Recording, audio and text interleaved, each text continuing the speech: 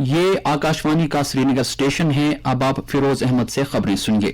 پہلے خاص خبروں پر ایک نظر۔ ایل جی منوج سنہا نے گاندربل میں مختلف ترقیاتی پروجیکٹوں کو کیا عوام کے نام وقف۔ کہا سرکار یونین ٹیریٹری کے ہر علاقے میں کل ہم ترقی کو یقینی بنانے کی عہد بند۔ بھارت 2025 سے قبل ملک سے تبدیل کی بیماری کو ختم کرنے کے لیے پرامید۔ مرکزی وزیر صحت کے مطابق پچھلے 7 سال کے دوران ملک میں ٹی بی کے واقعات کے کیسوں میں 13% کی کمی درج۔ سری نگر میں حج انتظامات سے متعلق صوبائی کمشنر کی صدارت میں میٹنگ منعقد۔ عازمین کی روانگی کا شیڈول 2 روز میں جاری کرنے کا اعلان۔ اور کشتواڑ کے بالنا کیشون علاقے میں دوران شب تیز آندھی سے درخت ٹینٹ پر گرنے سے ایک ہی کنبے کے 4 افراد لقمہ اجل۔ ایل جی کا اظہار رنج و غم۔ اب پیش ہیں خبروں کی تفصیل۔ لیفٹیننٹ گورنر منوج سنہا نے آج گاندربل میں 110 میٹر لمبے وائل پل اور آمد رفت سے متعلق کئی دوسرے سڑک پروجیکٹوں اور پلوں کا افتتاح کرتے ہوئے انہیں عوام کے نام وقف کیا۔ اس موقع پر انہوں نے خطاب کرتے ہوئے کہا کہ ان پروجیکٹوں کے افتتاح سے ضلع گاندربل کے 4 لاکھ سے زائد لوگوں کو فائدہ پہنچے گا اور تعمیر و ترقی بھی یقینی بن جائے گی۔ ایل جی نے کہا کہ یونین ٹیریٹری کی موجودہ سرکار ہر علاقے کی شمولیاتی ترقی کی عہد مند ہے اور اس سلسلے میں بنیادی ڈھانچے کے پروجیکٹوں کو ترجیحی بنیادوں پر مکمل کیا جا رہا ہے اور ان کی عمل آوری سے یونین ٹیریٹری میں سماجی و اقتصادی ترقی کا خواب پورا کرنے میں بڑی مدد مل رہی ہے۔ سری نگر میں G20 کے سہ روزہ اجلاس کے کامیاب انعقاد کا ذکر کرتے ہوئے منوج سنہا نے کہا کہ یہ جموں کشمیر کے عوام کے لیے مسرت اور شادمانی کا خاص موقع تھا جس میں دنیا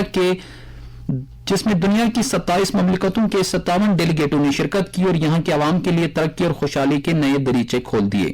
انہوں نے کہا کہ G20 اجلاس کا انعقاد ایک نئے دور کا آغاز ہے اور اس میں عوام کی بڑھ چڑھ کر شرکت بدلتے جموں کشمیر کا عکاس ہے۔ ایل جی نے مزید کہا کہ ٹورزم اور فلم سیکٹر خاص طور سے اہمیت پکڑ رہا ہے اور گزشتہ سال جموں کشمیر میں 300 فلمیں فلمائی گئی ہے جبکہ 1.88 کروڑ سیاحوں نے یہاں کا دورہ کیا۔ منوج سنہا نے یہ بھی کہا کہ پچھلے سال صرف گاندربل 9 لاکھ سیاح آئے جو سال 2021 کے سیاحوں کے تعداد کے مقابلے 2 گنا تھی۔ انہوں نے گاندربل کی تعمیر و ترقی میں مرحوم شیخ جبار کا خاص طور سے ذکر کیا اور کہا کہ مرحوم لیڈر نے اپنی پوری زندگی اس ضلع کی تعمیر و ترقی کے لیے وقف کی تھی۔ ایل جی نے کھیر بھوانی میلے اور شری امرناتھ جی یاترا کے لیے گاندربل کے عوام کی دین اور مسلسل تعاون پر اطمینان کا اظہار کیا اور اس کے لیے لوگوں کو مبارکباد دی۔ Chief secretary doctor Arun Kumar Mehta کے علاوہ D D C chairperson Ganderbal Nusrat Ashfaq اور انتظامیہ کے کئی دوسرے سینئر افسران بھی تقریب پر موجود تھے۔ جموں کشمیر پولیس کے سربراہ دلباغ سنگھ نے سری نگر میں عالمی اہمیت کے حامل G20 سربراہ اجلاس کے کامیاب انعقاد پر عوام اور حفاظتی فورسز کو مبارکباد پیش کی ہے۔ پولیس کی جانب سے جاری کیے گئے ایک بیان میں دلباغ سنگھ نے کہا ہے کہ اس سہ روزہ اجلاس کے انعقاد نے جموں کشمیر کے عوام کے لیے ترقی سے متعلق امیدوں کو نئی جلا بخشی ہے جبکہ جھوٹ اور فریب پر مبنی کشمیر دشمن اور امن دشمن عناصر کے بیانیے کو بے نقاب کر دیا ہے۔ پولیس سربراہ کے مطابق G20 اجلاس میں شریک بین الاقوامی مندوبین نے نہ صرف کشمیر کی خوبصورتی کی تعریف کی ہے بلکہ انہوں نے یہاں کی مثالی مہمان نوازی سے متاثر ہو کر مقامی لوگوں کی بھی ستائش کی ہے۔ اس بیچ ADGP وجے کمار نے بھی G20 کے سہ روزہ اجلاس کے کامیاب انعقاد پر سیکورٹی فورسز کو مبارکباد پیش کی ہے۔ وزیر اعظم نریندر مودی نے آج ویڈیو کانفرنسنگ کے ذریعے دہرادون اور دلی کے درمیان پہلی وندے بھارت ایکسپریس کو جھنڈی دکھا کر روانہ کیا۔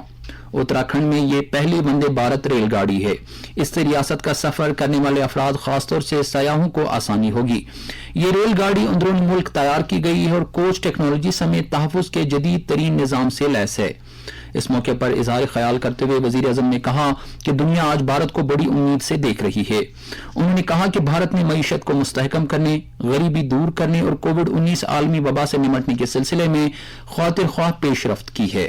بھارت 2030 تک غیر روایتی ایندھنوں سے بجلی پیدا کرنے کی اپنی 65% صلاحیت حاصل کر لے گا۔ نئی دلی میں بھارتی صنعت کی کنفیڈریشن CII کے سالانہ اجلاس سے خطاب کرتے ہوئے بجلی کے مرکزی وزیر RK سنگھ نے کہا کہ ملک میں فیکس بجلی کی کھپت اور فیکس کاربن کا اخراج دنیا میں سب سے کم سطح میں سے ایک ہے۔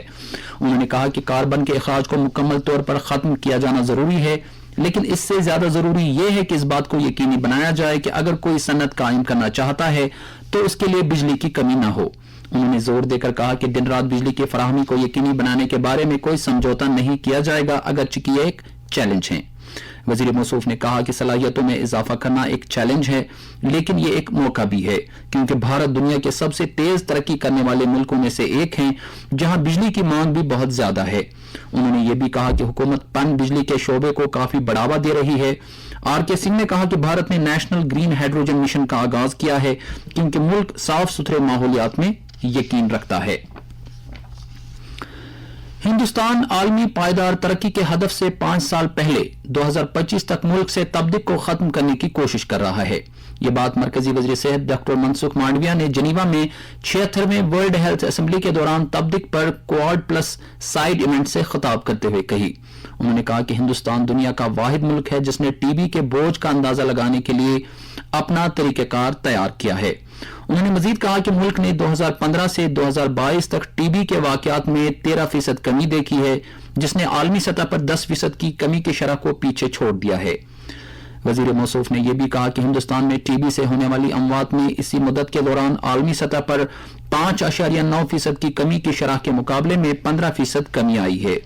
انہوں نے کہا کہ مقامی شواہد کی بنیاد پر ریاضی کے ماڈل کو استعمال کرتے ہوئے ملک اب عالمی ادارہ صحت کی سالانہ رپورٹ سے پہلے اس بیماری کے حقیقی بوجھ کا تعین کر سکتا ہے۔ جلد تشخیص، علاج اور احتیاطی تدابیر کی اہمیت کو تسلیم کرتے ہوئے ڈاکٹر مانڈویا نے کہا کہ ہندوستان نے تمام لاپتہ کیسوں کی شناخت کرنے اور لاپتہ افراد تک پہنچنے کے لیے آخری میل پر مریضوں کی تشخیص اور علاج کیا ہے۔ جموں کشمیر سرکار نے آن لائن ہنرمندی کے فروغ کے پروگرام میں ایک اہم سنگ میل عبور کرتے ہوئے دکش کسان کے تحت یونین ٹیریٹری کے تمام اضلاع میں کسانوں کی پرجوش رجسٹریشن درج کر لی ہے۔ یہ ہنرمندی سے متعلق اپنی نوعیت کا پہلا ہائیبرڈ پروگرام ہے جسے خصوصی طور پر ڈیزائن کیا گیا ہے۔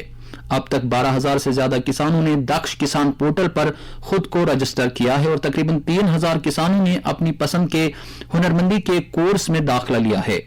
ایک سرکاری ترجمان کے مطابق دکش کسانوں کی مہارت کی نشوونما کے لیے ایک لرننگ مینجمنٹ سسٹم ہے جو ملک میں اپنی نوعیت کا پہلا پروگرام ہے اور یہ جموں کشمیر کے کسانوں کے لیے مفت دستیاب ہے۔ 24 اپریل سے شروع کی گئی اس پہل کے تحت اب تک 1,367 پنچایتوں کو دائرے میں لا کر پچھلے ہفتے کے آخر تک اس کے 5 چکر مکمل کیے گئے ہیں، جس دوران یونین ٹیریٹری کے سبھی اضلاع میں تقریباً 1.5 لاکھ کسانوں نے تربیتی پروگرام میں شرکت کی ہے۔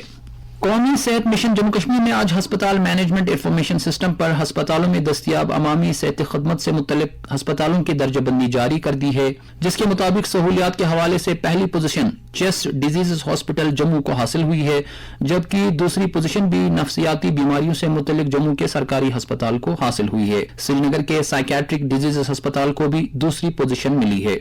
مجموعی طور اپریل 2023 تک پہلے مرحلے کے تحت جے کے ای سہائی کے دائرے میں 568 سہولیات کو لایا گیا ہے، جس میں مزید توسیع بھی کی جائے گی۔ سری نگر میں آج افسروں کی ایک میٹنگ منعقد ہوئی جس کی صدارت صوبائی کمشنر کشمیر وجے کمار بدھوری نے کی۔ میٹنگ کے دوران عازمین حج کی روانگی سے متعلق انتظامات کا جائزہ لیا گیا۔ میٹنگ میں بتایا گیا کہ عازمین کی روانگی کا شیڈول اگلے 2 روز میں جاری کیا جائے گا، جبکہ عازمین سے کہا گیا ہے کہ وہ روانگی سے 4 گھنٹے قبل حج ہاؤس میں رپورٹ کریں۔ اس موقع پر صوبائی کمشنر نے افسروں سے کہا کہ سری نگر میں G20 اجلاس کے کامیاب انعقاد کے بعد عازمین حج کی روانگی کے لیے بھی مؤثر اور اطمینان بخش انتظامات یقینی بنائے جائیں۔ انہوں نے حج ہاؤس بیمنا میں عازمین کے لیے پینے کے پانی کی مناسب سہولیات، نیز بلا خلل بجلی کی فراہمی اور صاف صفائی کو بھی یقینی بنانے پر زور دیا اور سری نگر ہوائی اڈے پر امیگریشن سروس کاؤنٹر پر بورڈنگ پاس جلد تقسیم کرنے کی ہدایت دی، جبکہ ٹریفک پولیس سے کہا گیا ہے کہ وہ حج ہاؤس کے قریب عازمین کے ساتھ ایئرپورٹ تک جانے والے رشتہ داروں کی گاڑیوں کے لیے پارکنگ کی دستیابی بہم رکھیں۔ کشتواڑ کے بالنا کیشون علاقے میں کل رات شدید بارشوں اور تیز ہواؤں کے چلتے ایک درخت بکروال کنبے کے ٹینٹ پر گرا، جس کے نتیجے میں ٹینٹ میں موجود 4 افراد موقع پر ہی جاں بحق ہوئے۔ اطلاع ملنے کے فوراً بعد پولیس پارٹی جائے حادثے پر پہنچی اور بچاؤ کارروائی شروع کی۔ مالکین کو ابتدائی قانونی لوازمات پورا کرنے کے بعد آخری رسومات ادا کرنے کے لیے لواحقین کے حوالے کیا گیا۔ اس بیچ ضلع ترقیاتی کمشنر کشتواڑ نے محلوں کے لواحقین کے حق میں ریڈ کراس فنڈ میں سے 50,000 روپے کی امداد کا اعلان کیا ہے۔ لیفٹیننٹ گورنر منوج سنہا نے اس حادثے پر گہرے رنج و غم کا اظہار کرتے ہوئے مہلوکین کے پسماندگان کے ساتھ تعزیت اور ہمدردی کا اظہار کیا ہے۔ انہوں نے ضلع ترقیاتی کمشنر کو ہدایت دی ہے کہ وہ پسماندگان کی ہر ممکن امداد کو یقینی بنائیں۔ صدر جمہوریہ द्रौपदी मुर्मू ने आज खंटी में एक कॉन्फ्रेंस के दौरान अपनी मदद आप ग्रुपों की कबायली खवातीन से मुलाकात की। इस कॉन्फ्रेंस का एहतमाम कबायली उमूर की वजारत ने किया था। सदर जमहूरिया ने कबायली खवातीन की कोशिशों को सराहा जिन्होंने अपनी मदद आप ग्रुपों में सरगर्मी से हिस्सा लेकर नई कामयाबी हासिल की है।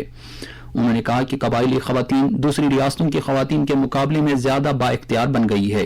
कबायली उमूर के मरकजी वजीर अर्जुन मुंडा ने कहा कि कबायली वजारत के लिए एक एजाज है कि सदर जमहूरिया ने इन कबायली खवातीन के अपनी मदद आप ग्रुपों के काम की सताइश की है। सदर जमहूरिया आज शाम नमकुम में Indian institute of information technology के दूसरे कन्वोकेशन में भी शिरकत कर रही हैं।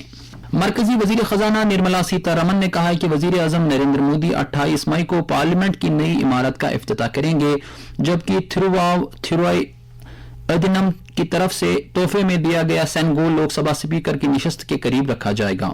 चेन्नई में मीडिया से बातचीत करते हुए उन्होंने कहा कि ये इस यादगार वाक़े की निशानदेही करता है जो 1947 में यौम आज़ादी के मौके पर हुआ था। वजीर मौसूफा ने कहा कि ये एक मुनफरिद वाक़या है जो तमिलनाडु को एक खास मकाम देता है। अपोजिशन जमातों के मौक़िफ़ पर एक सवाल के जवाब में वजीर खजाना ने कहा कि पार्लियामेंट जमहूरियत का मंदिर है और सबको इसका एहतराम करना चाहिए। निर्मला सीतारमन ने अपोजिशन से अपील की कि वो बाइकआउट पर नजरसानी करें। वज़ीर दिफा राजनाथ सिंह ने कहा कि भारत इस वक्त डेमोग्राफिक डिविडेंड से गुजर रहा है और हुकूमत इसके ज्यादा से ज्यादा इस्तेमाल के लिए काम कर रही है। आज नई दिल्ली में CII के सालाना इजलास से खिताब करते हुए वजीर ने कहा कि हुकूमत ने टेक्नोलॉजी के जरिए गुड गवर्नेंस को बढ़ावा देने के लिए एक कदम और आगे बढ़ाया है और हिंदुस्तान में कारोबार करने में आसानी और रहने की आसानी को मुतारिफ कराया है। उन्होंने कहा कि मसनूई ज़हानत और जेनेटिक्स की मदद से आज नई राहें खुल रही है। राजनाथ सिंह ने कहा कि भारत को तकनीकी रहनुमा बनने की कोशिश करनी चाहिए। उन्होंने कहा कि मुल्क में 1 लाख स्टार्टअप्स है जिनमें से 100 से जायद यूनिकॉर्न पैदा हो चुके हैं। उत्तर प्रदेश में आज तीसरे खेलो इंडिया यूनिवर्सिटी गेम्स की शानदार इफ्तिताही तकरीब के लिए सभी तैयारियां कर ली गई हैं। यह तकरीब लखनऊ के बाबू बनारसी दास स्पोर्ट्स कॉम्प्लेक्स में होगी।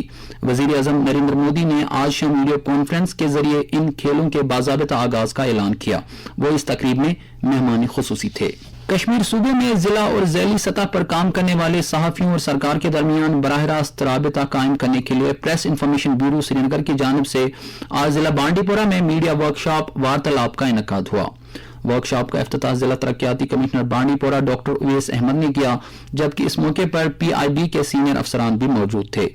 वर्कशॉप के दौरान सहाफियों से कहा गया कि वह अवाम और सरकार के दरमियान पुल के तौर काम करने का अपना फरीज़ा अंजाम दे और बिही इलाकों में खास तौर से अवामी मसाइल को उजागर करें ताकि सरकारी सतह पर इनका अजाला मुमकिन हो सके। वादी के मुख्तलिफ इलाकों में आज बारिश के साथ साथ शदीद जालाबारी होने की भी इत्तला मौसूल हुई है, जिससे मेवा बागात और खड़ी फसलों को काफी नुकसान पहुंचा है। और अब मौसम से मुतल्लिक जानकारी।